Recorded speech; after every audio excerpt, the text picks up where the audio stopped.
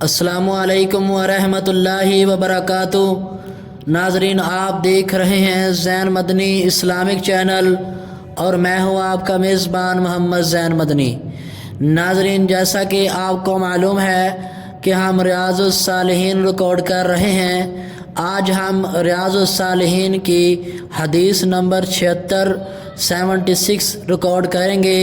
آپ سے التماس ہے کہ ہمارے چینل کو سبسکرائب کریں، لائک کریں، شیئر کریں، بیل آئیکن پہ کلک کریں تاکہ ہر آنے والی نئی ویڈیو آپ تک پہنچ سکے۔ بسم اللہ الرحمن الرحیم۔ ریاض الصالحین جلد اول، باب نمبر 7، باب الیقین والتوکل، حدیث نمبر 76۔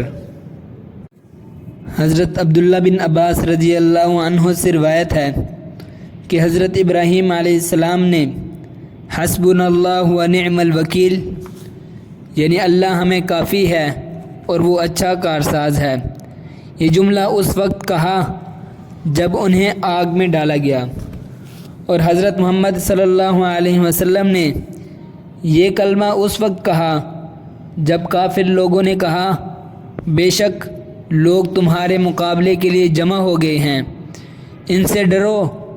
چنانچہ اس بات نے ان کے ایمان میں اور اضافہ کر دیا اور انہوں نے کہا حسبنا اللہ ونعم الوکیل۔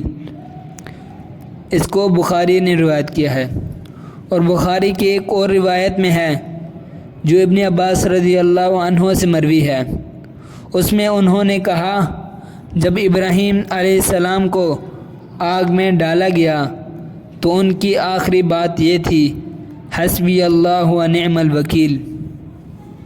اس حدیث کے فائدے ذکر کرتے ہوئے ارشاد فرمایا کہ سخت سے سخت ترین حالات میں بھی اللہ ہی پر اعتماد اور توکل کرنا چاہیے، اور یہی انبیاء کرام کا اسوہ ہے۔ وآخر دعوانا ان الحمد للہ رب العالمین۔